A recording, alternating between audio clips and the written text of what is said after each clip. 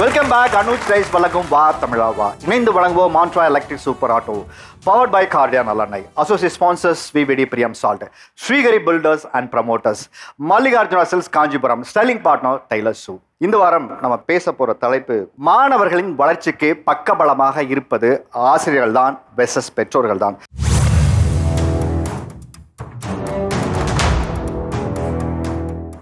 மாணவர்கள் இன்றைய காலகட்டத்தை இந்த டிஜிட்டல் உலகத்தில் ஒரு பள்ளிக்கு வரும்போது எப்படியெல்லாம் அவங்க நடந்துக்கிறாங்க, என்ன மாற்றங்கள்லாம் இன்னைக்கு ஏற்பட்டிருக்குன்னு நினைக்கிறீங்க?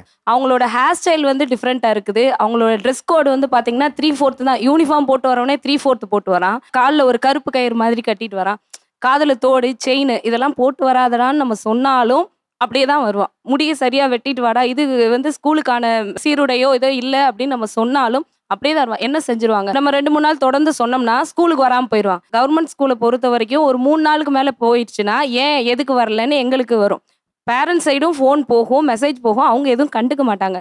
நாங்கள் திரும்பவும் போய் அவனை நாங்கள் தான் வாடா வாடா வாடான்னு சொல்லி வெத்தலைவாக்கு வச்சு அழைச்சிட்டு வந்து வைக்கிறோம். கெட்ட வார்த்தைகள் நிறைய சகஜமாக பேசுகிறாங்க, அதவே அப்படியே ஸ்டேட்டஸ்லையும் வைக்கிறாங்க. அதுக்கு உடன் படிக்கக்கூடிய பெண் குழந்தைங்களும் அதை பார்க்குறாங்க அப்படிங்கிறது இல்லை. வீட்லேயும் நீ இப்படி தான் பேசியாலும், ஆமாம் எங்கள் அப்பா அப்படி தான் இருப்பார், நான் அப்படி தான் இருப்பேன், அதை சகஜமா சொல்றாங்க.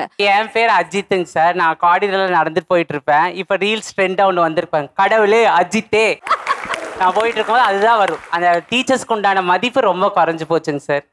கிளாஸ் ரூம்ஸ்குள்ள டீச்சர்ஸ் உள்ள வந்தோம்னா எந்திரிச்சு நிற்போம். இப்போ எந்திரிச்சு நிக்கிறதுக்கு தயங்குறாங்க குழந்தைங்க ஆஃப்டர் கோவிட். அவங்களாம் வாட்ஸ்அப்ல ஒரு குரூப் கிரியேட் பண்ணிக்கிறாங்க. அவங்க டெய்லி வீடியோ கால் பேசிக்கிறது, அதுல வாட்ஸ்அப்ல டெய்லி பேசி இது பண்ணிக்கிறது, இந்த மாதிரிலாம் நிறைய இருக்கு. ரைட்டிங் ஸ்கில்ஸ் வந்து ரொம்பவே குறைஞ்சிருக்குன்றத வந்து உறுதியாவே சொல்லுவேன். நிறைய பள்ளிகள்ல வந்து ஸ்மார்ட் போர்ட் கூட வந்துருச்சு. இந்த ஹேண்ட் ரைட்டிங் ரொம்ப லேக். அதுல இருந்து நாங்க திருப்பி மீட் எடுத்து கொண்டு வரதுக்கு இன்னைக்கு வரைக்கும் கஷ்டப்பட்டு இருக்கோம். இது வந்து எங்க பாதிப்பை ஏற்படுத்துச்சு அப்படின்னு கேட்டீங்கன்னா, எக்ஸாம் எழுதும் போது அந்த ஸ்பீட் அவங்களால கொண்டு வரவே முடியல. அதுக்கப்புறம் அவங்க அந்த இன்ஸ்டாகிராம் இது இந்த ரீல்ஸ் இதெல்லாம் யூஸ் பண்ணி ரீல்ஸ் பண்றதுல தான் அவங்களோட கவனம் எல்லாம் போதே தவிர படிக்கணும்ன்ற விருப்பமே இல்லாம தான் படிக்கணும்னு ஆர்வம் குறைந்து சமூக வலைத்தளங்களில் தங்களை அடையாளப்படுத்திக்கிறதுக்காக ரீல்ஸ் போடுறதும் ஸ்டேட்டஸ் போடுறதுமே முக்கியமாச்சு. அது வந்து இன்னும் ஒரு சில ரீல்ஸ்லாம் எப்படி இருக்கு, இதை எப்படி எடுத்துக்கிறாங்க பசங்க அப்படின்னா, டீ கடை வைடா, டீ கடை வச்சா நீ மாதம் 3 லட்ச ரூபா சம்பாதிக்கலாம் அப்படின்னா, அந்த படிப்போட தேவையை அங்கே அந்த ரீல்ஸோ ஷார்ட்ஸோ இவன் அதை பார்த்து அந்த பகுத்தறிவு வளரல. இன்னும் அந்த கோவிட்ல 2 வருஷம் 3 வருஷம்ன்றது அவனுக்கு அது லாஸ் தான். ஸ்கூலுக்கு போய் படிச்சு வெறும்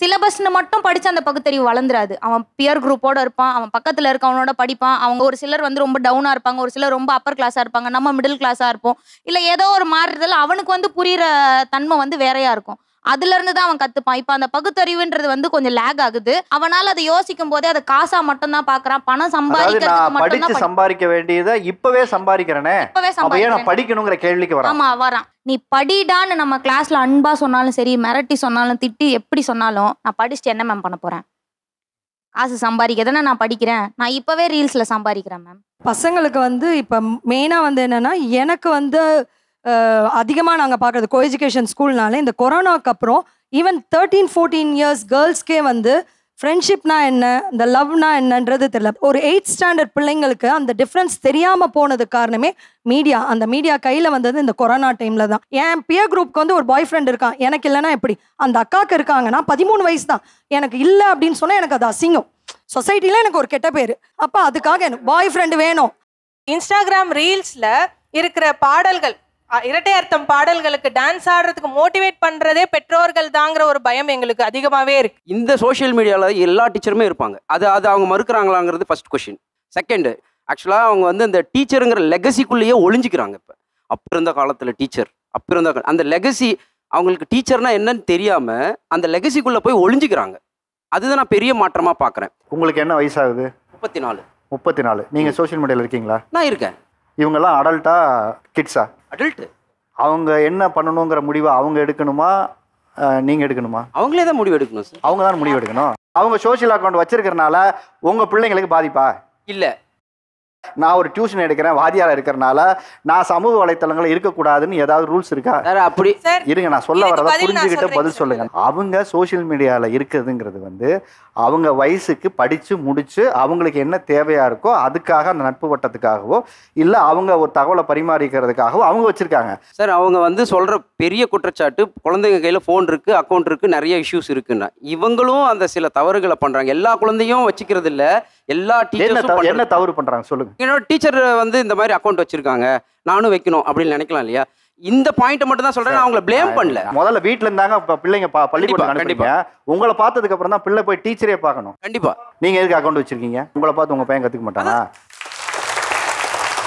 அதிகமா கோவிட் டைம்ல நம்ம கல்விக்குன்னு நினைச்சுதான் கைபேசியை குழந்தைங்களை பயன்படுத்த விட்டோம். அது கல்விக்கும் பயன்படுத்துச்சு, அதே சமயம் குழந்தைங்களுடைய ஒழுக்கத்தை கெடுக்கிறதுக்குமே அந்த கைபேசி காரணமா இருந்தது. இந்த ஸ்மார்ட் போன் கையில வந்ததுக்கு அப்புறம் என்ன மாதிரி பிரச்சனைகளை ஆசிரியராக நீங்க குழந்தைங்க கிட்ட எதிர்கொள்றீங்க?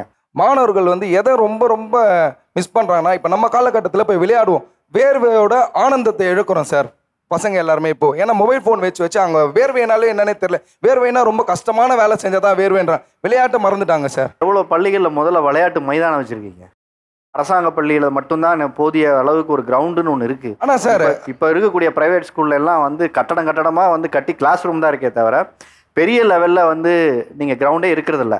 அப்படி இன்ஃப்ராஸ்ட்ரக்சர் இருக்கக்கூடிய பள்ளிகளில் பார்த்தீங்கன்னா அதிகமான ஃபீஸ் ஸ்ட்ரக்சர் இருக்குது, அங்கே கொண்டு போய் சேர்க்க முடியறதில்ல. கோவிடுக்கு அப்புறம் என்ன பண்ணுறாங்க, குழந்தைங்க சீட்லேயே உட்கார மாட்டுறாங்க. இப்போ நான் 3rd ஸ்டாண்டர்ட் ஹேண்ட்லிங் பண்ணியிருக்கேன். அந்த குழந்தைங்க ஓடி ஓடி ஓடி ஓடி தான் வந்துட்டு இருக்காங்க. அந்த உட்கார பழக்கமே இல்லாமல் போயிடுச்சு.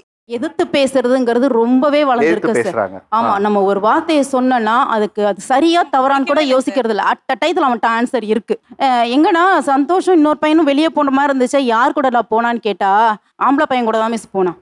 அது ஒண்ணு. எல்லாரும் பாக்ஸை எடுங்கடா காட்டுங்கடான்னு சொன்னா எதை காட்டணும்? மாணவர்கள் அது சரியா தவறான்னு கூட யோசிக்கிறதுல, அவங்களுக்கு தேவை டக்குன்னு ஒரு பதில். நிறைய நேரங்கள் அது இரட்டை அர்த்தமாகவும் இருக்கக்கூடிய விஷயங்களை அவங்க பேசுறாங்க. அந்த சமயத்துல ஆசிரியர்களுக்கு பதில் சொல்லவும் முடியல, என்ன சொன்ன. ஏன்னா அடுத்தடுத்து அவன் கவுண்டர் ரெடியா இருக்கும் பட்சத்துல அமைதி காக்கிறது தான் சார் ஆசிரியர்கள் பொறுமைங்கிறது அந்த இடத்துல எங்களுக்கு தான் ரொம்ப தேவைப்படுறத நான் ஃபீல் பண்றேன். ஒரு பெற்றோராகிய நீங்க அவங்க கையில ஒரு போனை கொடுத்து மொத்தமா அவங்க வாழ்க்கையவே நீங்க புரட்டி போட்டீங்க, நீங்க பாட்டு உங்க வேலையை கவனிச்சுட்டு இருந்தீங்க, அவங்க என்ன செய்யறாங்கிறத நீங்க கவனிக்கலன்னு சொல்றாங்க. இப்ப இவங்க சொல்றதெல்லாம் எப்படி இருக்குன்னா, நார்மலா செய்யக்கூடிய விஷயத்தையே ரொம்ப மிகைப்படுத்தி சொல்ற மாதிரி இருக்கு. இப்ப பெற்றோர்கள் சைட்ல இருந்து நாங்க கஷ்டப்பட்டு 10 மாசம் சுமந்து பெத்து அதுக்கு ஸ்பூன் ஸ்பீடிங் பண்ணி ஆய் கழுவி விட்டு பாத்ரூம் போக வச்சு ஸ்கூலுக்கு கூட்டிட்டு போய் செலவு பண்ணி பெத்தா இதெல்லாம் செஞ்சுதான் ஆகணும். ஒரு ஆசிரியரா வர்றதுக்கு முன்னாடி பிஎட்ல நீங்க இதைத்தான் படிக்கிறீங்க. மேக்ஸையோ சயின்ஸையோ அக்கௌண்டன்ஸையோ எதையும் நீங்க படிக்கிறதே கிடையாது. எனக்கு ஒரு சந்தேகம் என்னன்னா, பிஎட்ல நீங்க என்ன படிச்சீங்க? ஏன்னா நானும் பிஎட் படிச்சுட்டு தான் வந்தேன். நான் இப்போ ஒரு பெற்றோரா இருக்கேன். பிஎட் படிக்கிறதுக்கு முக்கிய காரணமே பலதரப்பட்ட சூழ்நிலையிலிருந்து பலதரப்பட்ட மாணவர்கள் வருவாங்க. அந்த மாணவர்களை எப்படி நீங்க கையாளணும் அப்படிங்கிறத 3 செமஸ்டர் படிப்பாங்க. ஒரு செமஸ்டர் பிராக்டிக்கலா கிட்டத்தட்ட 90 நாட்கள் பள்ளியில போய் வேலை செஞ்சு தங்களோட அனுபவத்தை எல்லாம் எடுத்துக்கிட்டு அதுக்கப்புறமா தான் பிஎட் டிகிரியவே கையில வாங்குவாங்க. ஒரு மாற்றுத்திறனாளி மாணவனை எப்படி பார்க்கணும், பலதரப்பட்ட குடும்ப சூழ்நிலையிலிருந்து வர்ற மாணவனை எப்படி நீங்க கையாளணும், ஸ்கூல் சரியா இருக்காதுதான், கிளாஸ் ரூம் சரியா இருக்காதுதான், வெளியே பஸ் சத்தம் கேட்கும் தான், ஃபேன் ஸ்பீடா ஓடும் தான், இந்த மாதிரியான சூழ்நிலைகள்லாம் எப்படி சமாளிச்சு பாடம் நடத்தணும் அப்படிங்கிறது தான் பிஎட்ல 2 வருஷம் நம்ம படிக்கிறோம். ஆனா இப்ப நீங்க அதை என்ன பண்றீங்க, ரொம்ப மிகைப்படுத்தி சொல்றீங்க. நீங்க சொல்றது எல்லாமே ஒரு 10-20 வருஷத்துக்கு முன்னாடினா பரவாயில்லாம, இப்ப நம்ம 21ஆவது நூற்றாண்டுல இருக்கோம். கிட்டத்தட்ட 99% படித்த பெற்றோர்கள் தான் இருக்கிறாங்க. தனக்கு நோய் வந்தாலும் சரி, தன்னோட வீடு போனாலும் சரி, தனக்கு நகை இல்லாட்டியும் சரி, குழந்தை படிச்சா போதும். 21ஆம் நூற்றாண்டுல இருக்க எல்லா பேரண்ட்ஸும் படிச்சவங்க தான் எல்லாமே சொல்லி கொடுக்குறாங்களே. இருந்தாலும் பள்ளிக்கூடத்துக்கு பிள்ளைகளை அனுப்ப வேண்டிய தேவை ஏன் ஏற்படும் தெரியுமா உங்களுக்கு? பிஎட் படிச்ச நீங்களும் உங்க பிள்ளைய பள்ளிக்கூடத்துக்கு தாங்க அனுப்பி ஆகணும். ஏன்னா அங்கேதான் சமூகத்தை கத்துக்க முடியும். கல்வி மட்டும் இல்ல, அதை தாண்டி பிள்ளைங்களுக்கு ஒழுக்கம்னா என்ன, மற்ற நபர்களோட பழகுறதுனா என்ன, இந்த சமூகம்னா என்ன, இந்த சமூகத்துல ஒவ்வொரு மனிதனையும் எப்படி எதிர்கொள்வது, பகுத்தறிவுனா என்ன, அவன் எப்படி சிந்திக்கணும், அது புள்ள பள்ளிக்கூடத்துக்கு வரணுங்க. அப்பதான் புரியும். பிள்ளைங்களுக்கு சும்மா பாட புத்தகத்தை மட்டும் நடத்துறது வாத்தியார் வேலை இல்ல, அது தெரிஞ்சுதான் நீங்களே இங்க அனுப்புறீங்க. அது முதல்ல புரிஞ்சுக்கங்க. பிஎட் படிச்ச நீங்க உங்க பிள்ளைய உங்களோட வச்சுக்க வேண்டியதுங்க. இன்னொரு கேள்வி திருப்பி கேட்கிறேன். ஆசிரியர் என்பது பள்ளிக்கூடத்தில் படிக்கிற மாணவர்களுக்கு மட்டும் ஆசிரியர் கிடையாது. பள்ளிக்கூடத்தில் இருக்கிறது ஆசிரியர் தான், கல்லூரியில இருக்கிறது ஆசிரியர் தான், பல்கலைக்கழகத்தில் இருக்கிறது ஆசிரியர் தான். போட்டித் தேர்வுக்கு மாணவர்களை தயார் பண்ணி என்னைக்கெல்லாம் பெற்றோர்கள் இந்த புள்ள கல்யாணம் பண்ணி வச்சிடறேன் சார், கல்லூரி படிக்குது சார், ஒரு புள்ள கல்லூரியை முடிச்சதும் அந்த புள்ளைய ஒருத்தன் கையில புடிச்சு கொடுக்குற வரைக்கும் என்ன தெரியுமா பண்ணிட்டு இருக்காங்க இந்த பேரண்ட்ஸ்? எப்படியாவது எவனையாவது மாப்பிள்ளை பார்க்குற வரைக்கும் ஏதாவது ஒரு கோச்சிங் சென்டருக்கு அனுப்பி வைப்போன்னு என்ன மாதிரி கோச்சிங் சென்டர் நடத்துறவங்கள்ட்ட அனுப்பி வைக்கிறாங்க. அந்த புள்ள நல்லா படிக்குது நல்லா படிக்கல அதெல்லாம் முக்கியம் இல்லை சார். அந்த இன்பிட்வீன் கேப்பை இன்னொருத்தருக்கு பிடிச்சி கொடுக்குற வரைக்கும் கொஞ்சம் சேஃப்டியா பார்த்துக்கணும் அப்படின்னு பார்க்குறாங்க. அந்த புள்ள சூப்பராக படிச்சு கொடுக்கும் சார். அடிச்சா இந்த குரூப் 1 இந்த குரூப் 2 இந்த குரூப் 4 பாஸ் ஆகும். ஆனா அப்படிப்பட்ட புள்ள நல்லா ரெடி பண்ணி கொண்டு வந்துகிட்டு இருப்போம் ஆசிரியர். அங்கிருந்து ஒரு பேரண்ட் வந்து என் பொண்ணுக்கு மாப்பிள்ளை பார்த்துட்டோம் சார், நல்ல மாப்பிள்ளை அமைஞ்சிருச்சு, நான் வந்து கல்யாணத்துக்கு ஏற்பாடு பண்ணிட்டேன், இனிமேட்டு என் புள்ள கிளாஸுக்கு வராது சார். அப்ப இவங்களோட நோக்கம் அந்த புள்ளைய சரியா கொண்டு வரதா இல்ல அந்த புள்ளையோட வாழ்க்கையை நல்லபடியா கட்டமைக்கிறதா? இங்க எத்தனை பேரண்ட் நான் தடுத்திருக்கேன் தெரியுமா? நான் ஒரு IAS அகாடமி நடத்திட்டு இருக்கேன். எத்தனை பேரண்ட் உள்ள புந்து என் பொண்ணுக்கு மாப்பிள்ளை பார்த்துட்டு அந்த பிள்ளைகளோட வாழ்க்கையை கெடுத்து இன்னைக்கு அந்த புள்ள கல்யாணத்தை பண்ணிட்டு புள்ளைய பார்த்துட்டு கழுவி விட்டுட்டு மோண்டு விட்டு பெருகிட்டு தெரியுமா? இன்னைக்கு பேரண்ட்ஸ் நாங்க கண்டிக்க வேண்டியதா இருக்கு. உங்க புள்ள பாஸ் ஆயிரும், உங்க புள்ள உயர்ந்த இடத்துக்கு போவோம், இப்போதைக்கு கல்யாணத்தை பண்ணாதீங்க, இந்த புள்ள இன்னும் ஒரு வருஷத்துல வேலை வாங்கிடும், நீங்க பொறுமையா இருக்குன்னு சொல்லி பேரண்ட்ஸை கன்வின்ஸ் பண்ணி அந்த பிள்ளைகளை கவர்மெண்ட் ஜாபுக்கு போக வச்சு அந்த பிள்ளைகளோட வாழ்க்கை நல்லா இருக்குன்னா அதுக்கு காரணம் ஆசிரியர்கள் தான். ஒரு ஆசிரியருக்குரிய தகுதியே பொறுமையோடு இருத்தல். B.Ed ஏன் படிச்சிருக்கீங்க? B.Edல உங்களுக்கு என்ன தெரியுமான்னு கேட்டதுனால தான் பேசிட்டு இருக்கோம். நான் 3 MA MSc M.Ed 2 MPhil படிச்சுட்டு சும்மா இந்த நிகழ்ச்சிக்காக மட்டும் உட்கார்ந்து உங்கள்கிட்ட நீங்க பேசுறதெல்லாம் கேட்டுட்டு போறதுக்கு நாங்க வரல. டீச்சரோட தகுதியா இது? டீச்சரோட தகுதியா? B.Ed படிக்காம M.Ed படிக்காம நானுங்களுக்கு வந்து உட்காரல. நீங்க நல்லா புரிஞ்சுக்கங்க. ஒரு ஆசிரியரை இவ்வளவு பேர் நாங்க அமைதியா கேட்டோம், இவ்வளவு நேரம் கேட்டோம். நாங்க எங்களை பேச விடுங்கன்னு சொல்லும்போது ஒரு ஆசிரியரா இருந்த அவர் உங்க பேச்சையும் கேட்காம எங்க பேச்சையும் கேட்காம தொடர்ந்து பேசிக்கொண்டே இருந்தால் அவர் வளர்க்கிற அந்த ஸ்டூடெண்ட்ஸோட மனநிலை எப்படி இருக்கும்? இப்போ வந்து அவங்க சொல்றாங்க குழந்தைகளுக்கு வந்து மெமரி பவர் போச்சு, எழுதும் திறமை போச்சு, எல்லாமே சொல்றாங்க, இப்போ முடிஞ்சு போச்சு. ஆனா நீங்க இப்பவும் இன்னும் வந்து ஆன்லைன்ல தான் அனுப்புறீங்க. வாட்ஸ்அப் குரூப் ஃபார்ம் பண்ணி ஸ்கூல் டீச்சர்ஸ் அனுப்புறாங்க. அது ஏன் அனுப்புறீங்க? இப்போ முடிஞ்சு போச்சு. ஏன்னா அவங்க அடுத்தது டியூஷன் எடுக்கணும். இது ஆன்லைன்ல போட்டு ஆன்லைன் டியூஷன் பணம் சம்பாதிக்கணும், மெயின் ரீசன். அப்ப அந்த பிள்ளைக்கு எப்படி எழுத வரும்? 70 மார்க் வாங்குறியா, ஆன்லைன்ல அனுப்பிச்சுடு, அவன் வந்துருவான். அவன் 50 மார்க் வாங்குற பையன் வீட்டுக்கு வா, டியூஷன் வாடா, வீட்டுக்கு வா, நான் டியூஷன் எடுக்கிறேன், நீ காசுக்கு தானே எடுக்கிற, ஒத்துக்க சொல்லுங்க சார் அவங்கள. படம் இல்லாம டியூஷன் இப்போ அந்த மெயினோட கான்செப்ட் அவங்களுக்கு. அதனால எல்லாத்தையும் ஆன்லைன் பண்ணிட்டாங்க. கோவிட்க்கு அப்புறம் பசங்க மாறிட்டாங்கன்னா அது பியூர் ஃபுல்லா டீச்சர்ஸோட காரணங்க தான். பேரண்ட்ஸ் எவ்வளவுதான் நாங்க மல்லுக்கட்டி. இப்போ வந்து போன் இல்ல, என் பையனுக்கு காலேஜ் 2வது வருஷம் போகும்போது தான் நான் போன் வாங்கி கொடுத்தேன். அது வரைக்கும் நாங்க நம்ம போன் வச்சா நம்ம பையனு வச்சு போறேன்னு சொல்லி ஒரு போன் வச்சு நாங்க கொரோனால ஓட்டினோம். இப்போ முடிஞ்சு போச்சு. இவங்க ஏன் உண்மை இப்போ ஆன்லைன்ல அனுப்புறாங்க? ஏன் வாட்ஸ்அப் குரூப் டீச்சர்ஸ் ஏன் குரூப் வாட்ஸ்அப் குரூப் ஏன் வச்சிருக்காங்க? இவங்க வேலைக்கு போயிருவாங்களா? இவங்க சம்பாதிப்பாங்களா? இவங்க வீட்டுக்கு வரதுக்கு 6 மணி ஆகுமா? வேலை விட்டு எங்க 4:30 மணிக்கு ஸ்கூல் விட்டுருமா? 4:30 மணி விட்டு 6 மணி வரைக்கும் பிள்ளைய பாத்துக்கிறதுக்கு ஆள் இல்லையா? அதுக்கு எங்கள்கிட்ட டியூஷன் அனுப்பி விட்டு நாங்க அந்த நேரத்துல ஹோம்ஒர்க்கும் பண்ணி கொடுத்து பிள்ளைங்களை தயார் பண்ணி வீட்டுக்கு அனுப்புறவங்க வந்து சம்பாதிக்கிறவங்களா? இவங்க வந்து சோசியல் ஒர்க் பாக்குறவங்களா? என்ன சார் நியாயம் இது? என்னோட கேள்வி என்னன்னா, இப்ப அவர் ஒரு கொஸ்டின் மட்டும் கேட்டதுக்கு இப்ப அவர் என்ன சொல்றாரு அப்படின்னா, ஏன் ஸ்கூலுக்கு அனுப்புறீங்க உங்க குழந்தைங்க? ஏன் அனுப்புறீங்க? அனுப்பாதீங்க, நீங்களே வீட்டுல வச்சுக்கோங்க அப்படின்னு அவர் சொல்றாரு. இது எப்படி சரியாகும்? பேரண்ட்ஸ் உங்களுடைய வேலையை விட்டுவிட்டு 4:30 மணிக்கு உங்க பிள்ளைகளை கூப்பிட முடியுமா? 4:30 மணிக்கு உங்களால கூப்பிட முடியாமதான் எங்கள்கிட்ட டியூஷன் அனுப்பிட்டு இருக்கீங்க. டியூஷன்றது விருப்பப்பட்டு பெற்றோரால் அனுப்பப்படுவது. கண்டிப்பாக எங்களிடம் டியூஷன் கொண்டு வாங்க நாங்க சொல்லல. இவங்களும் சம்பளத்துக்கு தானே வேலை செய்யறாங்க. அதே மாதிரி வீட்டில் இருக்கிறவங்களும் சம்பளத்துக்கு போறாங்க. 40 பசங்களும் கெட்ட பசங்களா? கிளாஸ்ல உள்ள 40 பசங்களும் அவர் தப்பா பேசுறாரு எல்லா பசங்களையும். நம்ம படிச்ச காலத்துல வந்து ஒரு டீச்சர் தான் எல்லா சப்ஜெக்டும் எடுத்தாங்க சார். நாங்க படிச்சது வந்து ஒரு அரசு உதவி பெறும் பள்ளி. ஒரு டீச்சர் வந்து காலையிலேருந்து சாயந்தரம் வரைக்கும் நமக்கு எல்லா சப்ஜெக்டும் அவங்க தான் எடுப்பாங்க. டான்ஸு, ஆனுவல் டே டான்ஸ் எல்லாமே அவங்க தான் சொல்லி கொடுப்பாங்க. எல்லாத்துக்கும் ஒரே ஆசிரியர் தான் சார் இருந்தாங்க. ஆனால் இன்றைய காலகட்டத்தில் நமக்கு ஒவ்வொரு சப்ஜெக்ட்டுக்கும் ஒவ்வொரு டீச்சர் வராங்க. அதனால அவங்க வந்து குழந்தைங்களோட ஸ்பெண்ட் பண்ற டைம் வந்து கம்மியாயிருச்சு. ஆசிரியர் வந்து தேவைதான், நாங்க இல்லைன்னு சொல்லல. ஒரு சிற்பி வந்து ஒரு சிலையை செய்யறாரு அப்படின்னா கண்ணு காது மூக்கு வச்சு எல்லாமே செஞ்சு ஒரு சிலையை வச்சுட்டாரு. அந்த இடத்துக்கு ஒரு பெயிண்ட்டுக்கு மட்டும் பண்ண தெரியாது. அப்போ ஒரு பெயிண்டரை கூப்பிட்டு அடிச்சுட்டு இதுக்கு வந்து நீ வந்து சரியான பெயிண்ட் அடிச்சு கொடுத்துருப்பான்னு சொன்னா அந்த கிரெடிட் எப்படி சார் அவங்களுக்கு போகும்? ஒரு குழந்தைய பெற்று அதுக்கு என்ன பழக்க வழக்கம் எல்லாமே கற்றுக் கொடுத்து அதுகளுக்கு என்ன ஸ்கில்ஸ் இருக்குன்னு எல்லாத்தையும் நாங்கள் கற்றுக்கிட்டு அதுகளை நாங்கள் வந்து மோல்ட் பண்ணி நாங்கள் ஸ்கூலுக்கு அனுப்பி அந்த கல்வியை கற்றுக்கிறதுக்காக மட்டும்தான் சார் அனுப்புகிறோம். மற்றபடி பழக்க வழக்கங்கள் யார் இவங்கெல்லாம் கற்றுக் கொடுக்கல சார். என் குழந்தை 2 பேர் பொண்ணு சார். ஒருத்தி 8வது படிக்கிறா, ஒருத்தி 12வது படிக்கிறா சார். 3 விஷயத்தில் அவங்க பெரிய ஆளாக இருக்காங்க சார். 1 டிராயிங் பக்காவாக வரைவா சார், ஃபஸ்ட்டு ப்ரைஸ் வாங்குவா. 2வது வந்து சிலம்பத்தில் இப்போ டிஸ்ட்ரிக்ட் லெவல் வின் பண்ணியிருக்கா சார். 3வது வந்து இது யோகாவில் பண்ணுவா சார். இது இல்லாமல் படிக்கிறதும் நல்லா தான் சார் படிப்பா. இதுல இந்த விஷயத்துல இவங்க எங்க சார் வந்தாங்க? டீச்சர்ஸ் வந்து கிரெடிட் எடுத்துக்கிறது இல்லை சார். என்னதான் அந்த குழந்தை வளர்ந்து ஒரு போலீஸ் ஆஃபீஸரோ இல்லை ஒரு டாக்டரோ இல்லை என்ன ஒரு பொசிஷனுக்கு போனாலும் அந்த பொசிஷன் வந்து நான் இவரோட பையன், எங்க அப்பா இங்க கடைக்கோடி இதுல இருந்து தான் எங்க அப்பா என்னை வளர்த்து எடுத்துட்டாருன்னா அந்த பசங்க பேசுவாங்களே. ஃபர்ஸ்ட் எந்த ஆசிரியரும் எந்த கிரெடிட்டும் எடுத்துக்கிறது இல்லை சார். நீங்க என்ன சொல்றீங்க? பில்டிங்கை கட்டிட்டேன், பெயிண்ட் அடிச்சு கொடுக்குறது தான் அவங்க வேலை, அதை மட்டும் அமுச்சு வெளியில் அமுச்சு விடுங்கிறாங்க. நீங்கள் வந்து கேட்டீங்க இல்லையா, நீங்கள் பிஎட் படிக்கும் போது என்ன செஞ்சீங்க, என்ன பண்ணுறீங்க அப்படின்னு ஒன்று கேட்டிங்கல்ல. இப்போது ஒரு பொண்ணை வந்து நம்ம கல்யாணம் பண்ணி கொடுக்குறோம் ஒருத்தனுக்கு, அந்த கல்யாணம் பண்ணி கொடுக்கும்போது அந்த பொண்ணுக்கு வந்து சரியாக பார்த்துக்க வேண்டியது அந்த கணவனுடைய வேலை. அதேமாதிரி மனைவியும் 2 பேருமே பரஸ்பரமாக பார்த்துக்க வேண்டிய வேலை. ஆனால் ஒரு குடிகாரனுக்கு ஒரு பொண்ணை கல்யாணம் பண்ணி கொடுத்துட்டு அவனை திருத்துறது தான் அந்த பொண்ணோட வேலை அப்படின்னு சொல்கிறது இருக்குல்ல, அது சரியா இருக்குமா? சரியா இருக்காதுல்ல? தவறு. அதுதான் நான் சொல்கிறேன். இப்போ நீங்கள் அவங்களை நோக்கி வைக்கிற வாதம் எப்படி இருக்குன்னா, ஒரு பெண்ணுடைய மிகப்பெரிய தியாகம் என்ன தெரியுமா? அவனை எப்படியாவது திருத்தி கட்டுப்படுத்தி அவனை இந்த உலகத்துக்கு நல்வழி, அதுக்கு தான் அவங்க அம்மா அப்பா பிள்ளையை பெற்று போட்டிருக்காங்க இல்லையா? அப்போ அவங்க வந்து ஒரு இடத்துல அந்த குழந்தைய சரியாக வளர்க்க வேண்டிய பொறுப்பு பையன் அவங்களுக்கு இருக்குல்ல. இது எல்லாம் ஒரு கல்வி நிறுவனம் மட்டும்தான் செய்யணும், ஒரு ஆசிரியர் மட்டும்தான் செய்யணும்னு ஒரு எதிர்பார்ப்பு இருக்குல்ல. அந்த எதிர்பார்ப்பு தப்பில்லை, அதுக்கு தான் அனுப்புகிறோம் நல்வழிப்படுத்துறதுக்கு.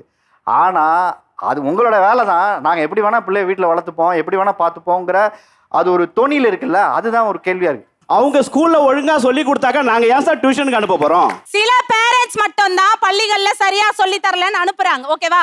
பெரும்பாலான பெற்றோர்கள் அவங்க அந்த டைம் வீட்ல அவைலபிளா இல்லன்றதுனால தான் நிறைய எக்ஸ்ட்ரா கரிக்குலர், அதாவது எக்ஸ்ட்ரா கிளாஸ் அனுப்புறது, ஸ்கில் கிளாஸஸ் அனுப்புறது, ஈவினிங்ல டியூஷன் அனுப்புறது, அந்த டைம்ல வீட்ல பேரண்ட்ஸ் அவைலபிளா இருக்க மாட்டாங்க. நீங்க சொல்றது தவறு. அவங்க கூட கேட்டாங்க, நீங்க சொல்றீங்க என்ன படிச்சீங்க? ஒரு பெண்கள் வந்து இப்ப வந்து 30% தான் வேலைக்கு போறவங்க, மிச்சம் 70% ஹோம் மேக்கர்ஸ். நாங்களாம் எங்கெல்லாம் வேலையை விட்டுட்டு நாங்க பசங்களை கவனிச்சுக்கிறோம். நீங்க வந்து எல்லாரும் எங்களோட டைம் வந்து ஹாப்பியா இருக்கணும்ன்றதுக்கோசம் உங்ககிட்ட அனுப்புறோம்னு சொல்றது வந்து தவறு. அது தயவுசெய்து ஆஸ் எ டீச்சரா நீங்க சொல்லாதீங்க. வீட்டுல வந்து சொல்லுவான், நான் வந்து 75 எடுத்துட்டேன், மிஸ் கண்டுக்கல, டியூஷன் வா நான் வந்து உனக்கு தனியா சொல்லி தரேன். இது நடக்குது சார். இது என் பிள்ளைக்கு நடந்தது. இது அவன் டிப்ரெஷன். நாங்க எவ்வளவு கட்ட முடியும் காசு? ஸ்கூலுக்கும் கட்டுறோம், லட்சக்கணக்கில் கட்டுறோம். இவங்க சொல்றாங்க நாங்க வந்து ஹாப்பியா இருக்கணும்னு. இல்ல 75 85 எடுத்தா எந்த காலேஜ்ல இடம் கொடுக்க மாட்டாங்க. அதுக்கோசரம் நான் என் பிள்ளை வந்து 95 எடுக்கணும், 100 எடுக்கணும், அப்பதான் அந்த காலேஜ் போவான். நீ தான் 80 வாங்குறல்ல, 100 வாங்கினா கிளாஸ்க்கு வீட்டுக்கு வா, நான் சொல்லி தரேன். உங்க அம்மா டியூஷன் அங்கேயே கேம்பெயின் பண்றாங்க சார் ஸ்கூல்லயே.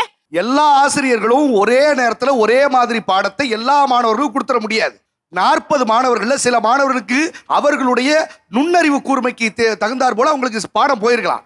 ஒரு சில மாணவர்களுக்கு புரிதல் கொஞ்சம் குறைவா இருந்ததுனால அந்த மாணவர்களை அவங்க டியூஷனுக்கு அனுப்பலாம். ஆனாலும் இவங்க சொல்லி கொடுக்குறேன்னு சொல்லல பாருங்க. டியூஷனுக்கு நாங்க அனுப்ப வேண்டிய இருக்குன்னு சொல்றாங்கன்னா அப்ப டியூஷன்ல வகுப்பு எடுக்கிறவரும் ஆசிரியர் தான். அப்ப அந்த மாணவர் டியூஷன் மூலமா நல்ல மார்க் வாங்கினாலும் ஆசிரியர்னால தான் சார் அந்த வெற்றி அடையுது. இப்போ நீங்களே ஒத்துக்கிட்டீங்க, எல்லா மாணவர்களும் ஒரே மாதிரியான அறிவு கூர்மையோட இல்லை. அப்போ என் குழந்தை பக்குன்னு சொல்லி கொடுத்தோடனே பத்திக்குச்சு அப்படின்னா இன்னொரு குழந்தைக்கு 10 தடவை சொல்லிக் கொடுக்கணும், இன்னொரு குழந்தைக்கு 100 தடவை சொல்லிக் கொடுக்கணும், இன்னொரு குழந்தைக்கு நம்ம 200 தடவை சொல்லிக் கொடுக்க வேண்டிய தேவை இருக்குது. அப்போ அதை ஒரு கிளாஸ் ரூமில் 1 hour 45 நிமிஷத்தில் நீங்கள் செய்கிறதுங்கிறது வந்து சாதிய குறைவுன்னு புரிஞ்சுக்கிட்டதுனால தான் அதே டீச்சர்கிட்ட கேட்குற காசை கொடுத்து அவங்க அனுப்பி வைக்க வேண்டிய தேவை இருக்குது. ஏன்னா உங்கள் கஷ்டத்தை அவங்க புரிஞ்சுக்கிறாங்க. அதே விஷயத்த அவங்க பணம் சம்பாதிக்கிறதுக்காக மட்டுமே டியூஷனுக்கு அனுப்புறோன்ற ஒரு பேச்சு பேசுறாங்க பாருங்க. அந்த விஷயத்துக்காக தான் அது மட்டும் இந்த சிந்தனை இங்க மட்டும் இல்லைன்றத சொன்னேன் சார். ஆசிரியர் நீங்க ஏன் சார் தவறா பேசணுங்கிறதா என் கேள்வி. பெற்றோர் தப்பா பேசட்டும், ஆசிரியர் நம்மளோட நிலைப்பாடு நம்ம சரியா எல்லாம் இருக்கணும். அவங்க ஆசிரியர் கிடையாது. 30 வருஷமா நான் டியூஷனும் நடத்துறேன், ஸ்கூல்ல வாத்தியாராகவும் இருக்கிறேன். எல்லா மாணவர்களும் சமமா புரிஞ்சுக்குவாங்க அப்படின்றது முடியாத கதை.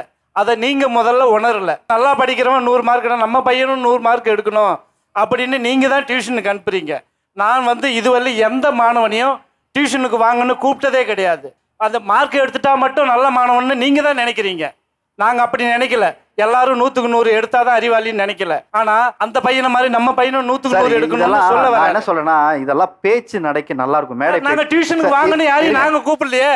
நான் ஒரு வேலைக்கு போகும்போதோ இல்ல நான் படிச்சுட்டு அடுத்த கிளாஸுக்கு போகும்போதோ இல்ல மேல் படிப்பு படிக்கும் போதோ எனக்கு மார்க் தேவையில்லை, வெறும் கேடர் மட்டும் நீங்க கொடுக்குறீங்க அப்படின்னா எனக்கு பிரச்சனை இல்லை. First class, second class, third class இப்படி பொதுப்படையாக நீங்கள் வைக்கும் போது பிரச்சனை இல்லை. இப்போ நீட்டாக இருந்தோம் எல்லாத்துக்குமே என்ன தேவைப்படுது, மார்க்கை மதிப்பீடாக நீங்கள் வைக்க வேண்டிய நிர்பந்தம் இருக்கிறதுனால பெற்றோர்கள் வேலை வழி இல்லாமல் அந்த மார்க்கை நோக்கி படிக்க வைக்க வேண்டிய தேவை இருக்குது. தாங்கள் சாதிக்க முடியாததை தங்கள் பிள்ளைகள் சாதிக்கணும்னா அப்போ நாங்கள் என்ன செய்யறது? இப்போ நான் 10th ஃபெயிலு சார், என் பேருக்கு பின்னாடி டிகிரி இல்லை சார். என் பொண்ணும் 10th ஃபெயிலாக இருக்கணும்னு நான் எப்படி சார் நான் நினைப்பேன்? என் பொண்ணுக்கு பின்னாடி ஒரு டிகிரி இருக்கணும், அவளுக்கு பிடிச்சதை அவள் செய்யணும், என் பையனுக்கு பிடிச்சதை படிக்கணும் தானே ஒரு பெற்றோராக எல்லாருக்குமே இருக்கும். அதே இல்லைங்களா? இல்ல சார், விளையாட்டில் சிறந்து விளங்கக்கூடிய மாணவர்கள்லாம் ஸ்போர்ட்ஸ் கோட்டா போலாங்க சார். அதுவும் இல்லாதவன் எந்த பிள்ளைக்கும் எந்த திறமையும் இல்லடி யாருமே சொல்ல முடியாது. அந்த மாணவருடைய திறமையை கண்டறிய வேண்டியதான் நம்மளோட வேலை. ஒரு புள்ள செவுத்துல கிறுக்குனுச்சுன்னா அந்த புள்ளைய பலார்னு அடிச்சு யாரு பெயிண்ட் அடிக்கிறதுன்னு சொல்றது பேரண்ட்ஸ். ஒரு புள்ள பேப்பர்ல கிறுக்குனா கூட டேய் உனக்கு டிராயிங் சூப்பரா வரும் போல நீ வந்து டிராயிங் போட்டியில கலந்துக்கடா அப்படின்னு என்கரேஜ் பண்றது ஆசிரியர். ஒருத்தர் குடுகுடுன்னு ஓடுறானங்க ஓடி போய் ஓடிக்கிட்டே திரியுது பாரு அப்படின்னு சொல்றது பெற்றோர்கள். அவன்கிட்ட அத்லட்டுக்கான எல்லா டர்ம்ஸ் இருக்குடான்னு கண்டுபிடிச்சு அவன் அத்லட்ல கொண்டு போய் கொடுத்து ஸ்போர்ட்ஸ் கோட்டாவில் கொண்டு போறது ஆசிரியர்கள். நீங்க சிறந்த ஆசிரியரா இருந்தா ஸ்போர்ட்ஸ் கோட்டான்ற வார்த்தை உங்க வாயில வரக்கூடாது. அது படிக்க வைக்கணும். தப்பு சார். நீங்க முதல்ல தப்பா பேசிட்டீங்க. ஆசிரியரோட வேலை படிக்க வைக்கிறது இல்ல. ஸ்போர்ட்ஸ் கோட்டா போறது அந்த மாணவன் தீர்மானிக்கணும். ஸ்போர்ட்ஸ் கோட்டா வரக்கூடாதுன்னு சொல்லக்கூடிய முதல் பேரண்ட் உலகத்துல இவரா மட்டும் தான் இருக்க முடியும். முதல்ல ஒன்று தெரிஞ்சுக்கங்க, ஒரு ஆசிரியரோட வேலை என்னன்னா ஒரு மாணவர்களுக்கு படித்தாலும் அவர்கள் திறமைக்கு என்னென்ன வாய்ப்புகள் இருக்குங்கிறத தேடி சொல்லி கொடுக்க வேண்டியது அவங்களோட வேலை. இப்படி ஒரு வாய்ப்பு இருக்கு, இப்படி அரசாங்கம் இதுக்காக ஒரு டிவிஷனை உருவாக்கி இருக்கு, இதன் மூலியமா ஒரு வேலை வாய்ப்பு ஏற்படுத்திக்க முடியும்னு சொல்ல வேண்டியது அவரோட கடமை தானே. 10ஆம் வகுப்பு மட்டுமே அதை எப்படி சொல்ல முடியும்னு கேட்க முடியாதுல்ல. செல்ஃபா அவங்களுக்கு ஒரு ஸ்கில் இருக்குன்னா நிறைய பள்ளிகள்ல அவங்களுக்கு கிளாஸோடைய நேரத்தை குறைச்சிட்டு அதுக்கு பயிற்சி பண்ண அனுமதி கொடுக்குறாங்க. ஒரு லெட்டர் வாங்கிட்டு வீட்டில் உட்காந்து அது போர்ஷனை கவர் அப் பண்ணிட்டு எக்ஸாம் வந்து எழுதுங்கன்னு சொல்றாங்க. ரெண்டுமே அந்த குழந்தை தோத்து போயிடக்கூடாதுங்கிறதுக்காக. அது அவர் வாயிலே வரக்கூடாது, அவர் வாயில தான் வரணும், அது அவர் தான் சொல்லணும். சார் நான் ஒரு இன்சிடென்ட்டே சொல்றேன் சார். ஒரு தனியார் பள்ளியில 8ஆம் வகுப்பு படிக்கக்கூடிய ஒரு மாணவனை 10ஆம் வகுப்பு போர்ஷன் ஆரம்பிச்சிட்டாங்க சார். அந்த பையன் என்கிட்ட 2ஆம் வகுப்புல இருந்து சிலம்பம் கத்துக்கிறான். நான் சிலம்பம் மாஸ்டர், கராத்தே மாஸ்டர். நான் ஆசிரியர் மட்டும் இல்ல, என்கிட்ட 2ஆம் வகுப்புல இருந்து கத்துக்கிறான். அவனுக்கு பேச்சுவார்த்தை சரியா ப்ரொனன்சியேஷன் வராத காலத்துல என்கிட்ட கத்துக்கிறான்.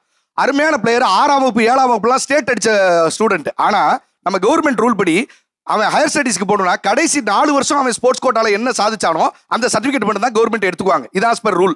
அப்போ அவன் 9th 10th 11th 12th இந்த 4 வருஷத்துல அவன் எந்த சர்டிஃபிகேட் வாங்கியிருக்கானோ அதுதான் அவன் வந்து அடுத்த லெவல் படிப்புக்கு அவனுக்கு யூஸ் ஆகும். ஆனா அவங்க பேரண்ட் என்ன தெரியுமா பண்ணாங்க, 8ஆம் வகுப்புல 10th போர்ஷன் ஆரம்பிச்சிட்டாங்க. இனிமேட்டு அவன் சிலம்பம் போட்டிக்கலாம் வேணாம் சார், அவனை கிளாஸுக்கு அனுப்ப முடியாது சார் அப்படின்னு அவனை அனுப்ப மாட்டேன்ட்டாங்க சார். அந்த பையன் ஒழுங்கா ஸ்போர்ட்ஸ்க்கு போகாம படிச்சு எல்லாத்தையும் தொட்டு கும்பிட்ற பழக்கம். அந்த புக் எடுத்தா தொட்டு கும்பிட்டு படிக்கணும்னு சொல்லி கொடுத்து உண்மையா நடந்தது சார். அந்த பையன் பேர் ராமநாதன் பேரு. அப்படியே தொட்டு கும்பிட ஆரம்பிச்சிட்டான் சார். எதை பார்த்தாலும் தொட்டு கும்பிட்டு அந்த பையனோட மென்டாலிட்டியே சரியில்லை சார். அவனால படிச்சு போக முடியல.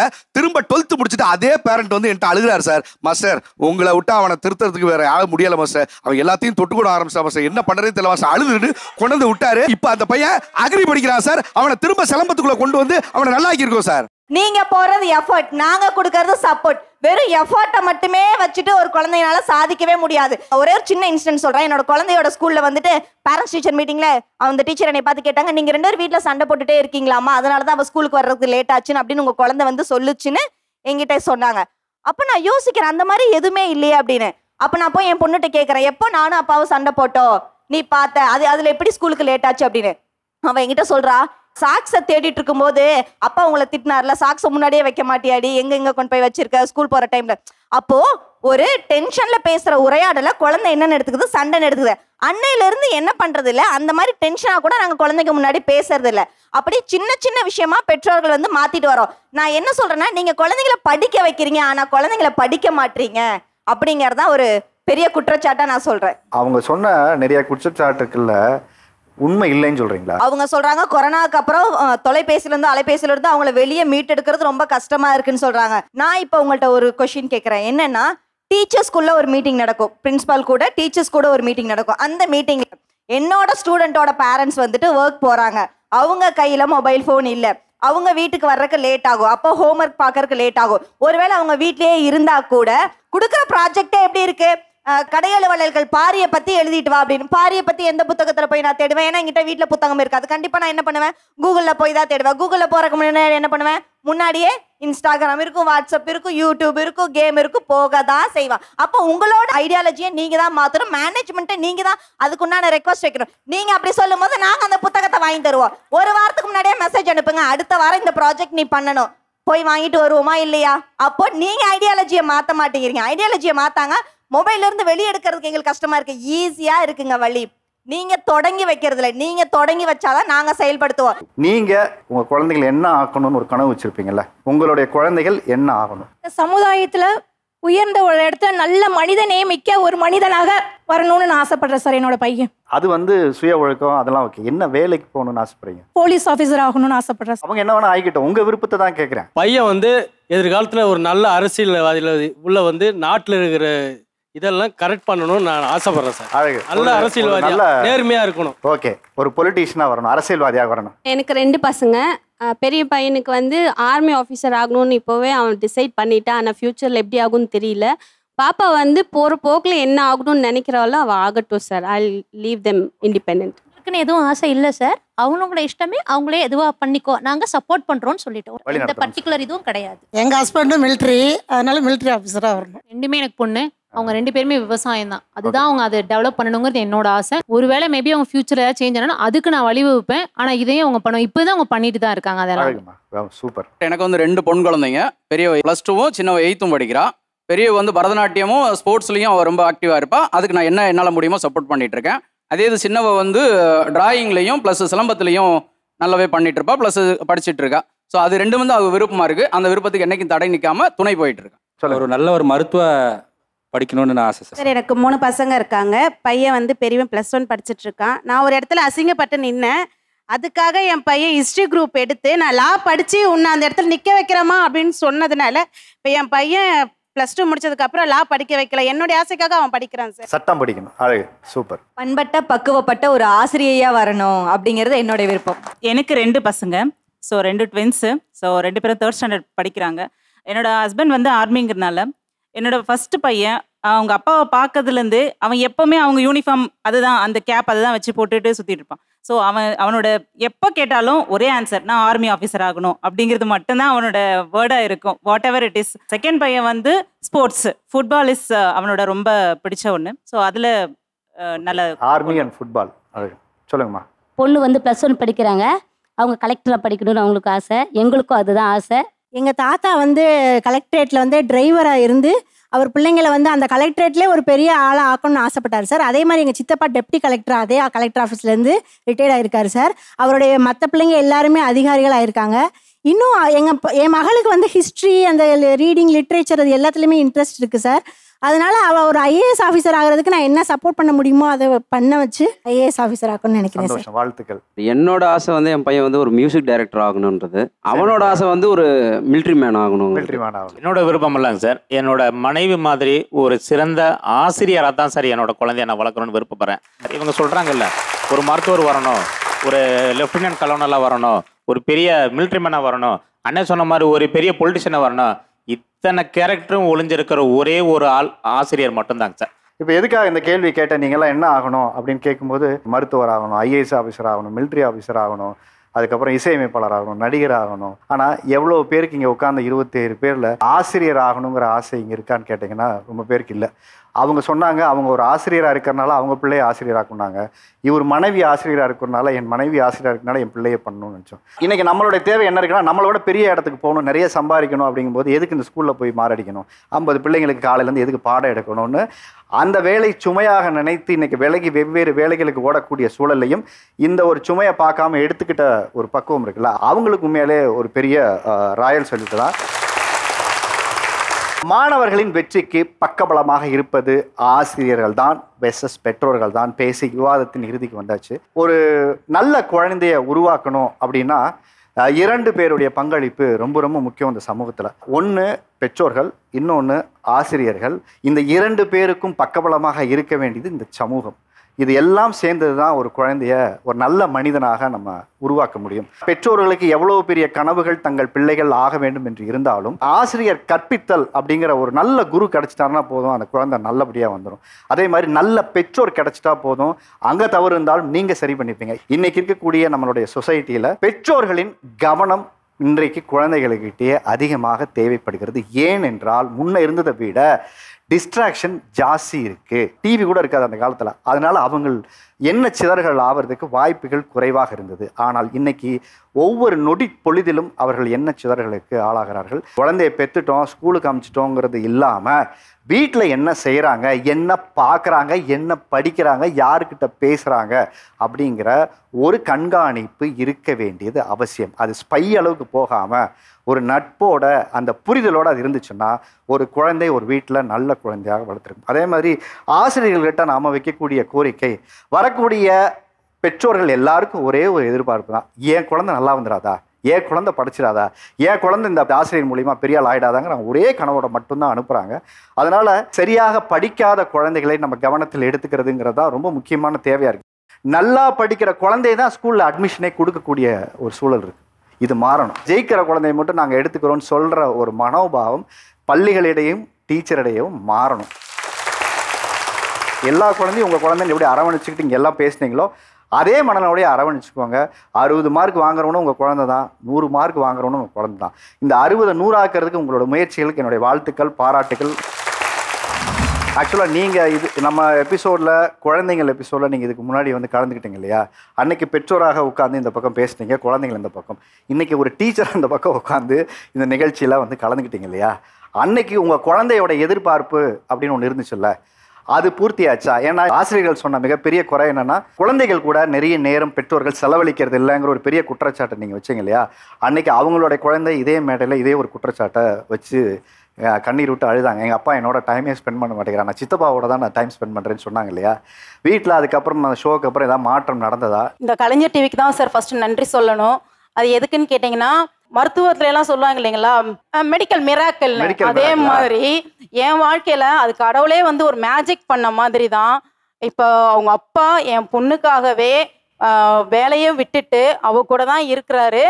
அதுக்கு முதல் காரணமும் இதே கலைஞர் டிவி தான். ரெண்டாவது வந்து அவளுடைய என்னென்ன பண்ணுறேன், ஏன்னா நான் வேலையை விட்டு வர்றதுக்கு 6-7 மணிக்கு மேலே ஆயிரும் சார். என்னால் என் பொண்ணை கண்டிப்பாக என்னால் அவள் சொல்லுவா, இந்த மாதிரி சொன்னாங்க இந்த மாதிரி சொன்னாங்கன்னு சொல்லுவா. ஆனால் அது என்னால் காது கொடுத்து கேட்க முடியாது. ஆனால் அது அவங்க அப்பா கிட்ட அவள் அதை பகிர்ந்துக்கிறா. அப்பா இங்கே போனப்பா, இதை பண்ணப்பா, இதை செஞ்சப்பா, அவங்க அப்பாவும் ஓகேன்னு கேட்டுக்கிறாங்க. ஸோ இந்த மாதிரியான ஒரு சின்ன சின்ன விஷயத்தெல்லாம் அவங்க அப்பா கூட பேசுறதுக்கு வாய்ப்பளித்த இந்த கலைஞர் டிவிக்கும், ஒரு பெற்றோரோ ஆசிரியராக கலந்துக்கிட்ட எனக்கும், என் பொண்ணோட குறைய உடனே நிறைவேற்றுற மாதிரி பண்ண அந்த கடவுளுக்குமே நான் நன்றி தான் சார் சொல்லிக்கணும். வந்திருக்காங்களா?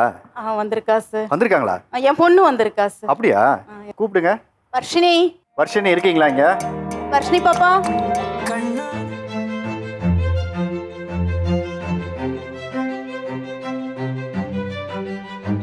நல்லா இருக்கேம்மா? நல்லா இருக்கேன். சொல்லுங்க. இந்த மேடையில் உட்காந்து தான் சொன்னீங்க, உங்கள் அப்பா அவங்களோட பேச மாட்டேங்கிறாரு, சித்தப்பாவோட தான் அதிக நேரம் செலவழிக்க வேண்டியது இருக்குது, உட்காந்து பேசுகிறதுக்கு கூட எங்கள் அப்பா டைம் கொடுக்குறதில்ல, அம்மாவும் வேலைக்கு போயிடுறாங்கன்னு அன்றைக்கி மனசு விட்டு பேசி அழுதிங்க.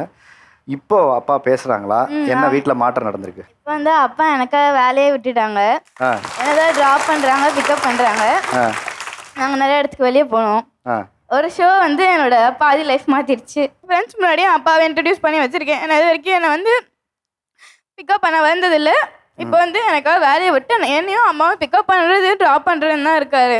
வேன் ஃபீஸ் கட்டியிருக்கேன், இல்லை நானே என் பொண்ணை கூட்டிகிட்டு போயிட்டு நானே கூட்டிகிட்டு வரேன் அப்படிங்கிற அளவுக்கு டோட்டலாக மாறி இருக்கு சார். இப்போ சித்தப்பாவோட நேரம் செலவழிக்கிறியா அப்பாவோட நேரம் செலவழிக்கிறியா? 2 பேரோடையும் நான் ஈக்குவலாக தான் டைம் ஸ்பெண்ட் பண்ணுறேன். ஆனால் முன்னாடி இருந்த அளவுக்கு விட இப்போ அப்பாவோட ரொம்ப டைம் ஸ்பெண்ட் பண்ணுற மாதிரி ஃபீல் ஆகுது. அப்பா அந்த மாறலுக்கு அப்புறம் உனக்கு கொடுத்த ஃபர்ஸ்ட் கிஃப்ட் என்ன? எனக்கு வந்து ஒரு கீ செயின் வாங்கி கொடுத்தாங்க.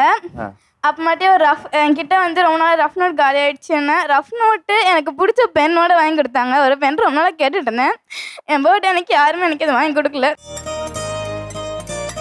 நிச்சயமாக அப்போ எனக்கு கிஃப்ட் பண்ணாங்க. அது பென் எனக்கு ரொம்ப ஹாப்பியாக இருந்துச்சு அந்த பென் கொடுத்தது. அது சின்ன பெண்ணாக இருந்திருக்கலாம், ஆனால் எனக்கு அதான் அப்பா கிட்ட இருந்து வாங்கின ஃபர்ஸ்ட் பிக்கஸ்ட் கிஃப்ட். நான் ஆசிரியராக இங்கே வந்து உட்காரதுக்கு காரணமே அவள் தான் சார். அம்மா நீங்கள் எனக்கு பெற்றோராக இருக்கலாம், ஆனால் நான் இந்த அளவுக்கு இருக்கிறேன்னா என்னை ஒவ்வொரு நிமிஷமும் என்னை வாட்ச் பண்ணுறது என்னோட டீச்சர் தான்மா அப்படின்னு சொல்லி நீங்கள் டீச்சர் சைட்லேயே போங்க, பேரண்ட்ஸ் சைடில் நீங்கள் போவேனான்னு சொன்னதுமே என் பொண்ணு தான் சார். பொண்ணு தான். பெரிய ஒரு சந்தோஷத்தை அந்த வாத்தமிழ ஷோ உனக்கு கொடுத்துருக்கிறதுல எனக்கு பெரிய சந்தோஷம். தேங்க்ஸ். அப்பாவை கேட்டேன்னு சொல்லுங்கள். அப்பா முதல்ல ஷோவை பார்த்துட்டு ஒரு பாசிட்டிவாக எடுத்துகிட்டு மாறினீங்கல்ல. ஏன்னா இதே டிவி பார்த்துட்டு தான் உங்களுக்கு நான் சொன்னேன், ஷோவை பார்த்துட்டு உங்கள் பொண்ணுடைய மனசில் என்ன எதிர்பார்ப்பு இருக்குதுன்னு பார்த்துட்டு நீங்கள் மாறணும்னு கேட்டேன். உங்களுக்கு ஒரு பெரிய நன்றி. ஏன்னா இந்த மாதிரியான குழந்தைங்களோட எதிர்பார்ப்புங்கிறது, குழந்தைங்கள் வீட்டில் வளர்கிற காலத்திலேயே அவங்களோட எதிர்பார்ப்பை பூர்த்தி பண்ணிங்கன்னா அதுதான் நீங்கள் அவங்களுக்கு சேர்த்து வைக்கிற மிகப்பெரிய சொத்து. சிறப்பாக பேசியவர்களுக்கு சிறப்பு பரிசு கொடுக்கும் நேரம் இது. எப்படி ஒரு டீச்சர் நாங்கள் மாணவர்களை கையாளுறோம்னு மனசுலேருந்து பேசினாங்க. வாங்கம்மா. வீட்டுக்கார் வந்துருக்காரா? ராசி அண்ட் கோ வழங்கும் டிஜி கங்கா ப்ரெஷர் குக்கர், ஆச்சி மசாலா வழங்கும் உங்களுக்கான ஒரு gift hamper, diamond pressure cooker வழங்கும் உங்களுக்கான இன்னொரு கிஃப்ட் ஹேம்பர்மா. டைமண்ட் ப்ரெஷர் குக்கர் வழங்கும் உங்களுக்கான ஒரு கிஃப்ட் ஹேம்பர், ஆச்சி மசாலா வழங்கும் உங்களுக்கான ஒரு gift hamper. Diamond pressure cooker வழங்கும் உங்களுக்கான ஒரு கிஃப்ட் ஹேம்பர், ஆச்சி மசாலா வழங்கும் உங்களுக்கான ஒரு கிஃப்ட் ஹேம்பர் சார். மீண்டும் ஒரு நல்ல தலைப்பில் அடுத்த வாரம் உங்களை சந்திக்கும் வரை உங்களிடமிருந்து விடைபெறுவது உங்கள் ஆரி அர்ஜுனன்.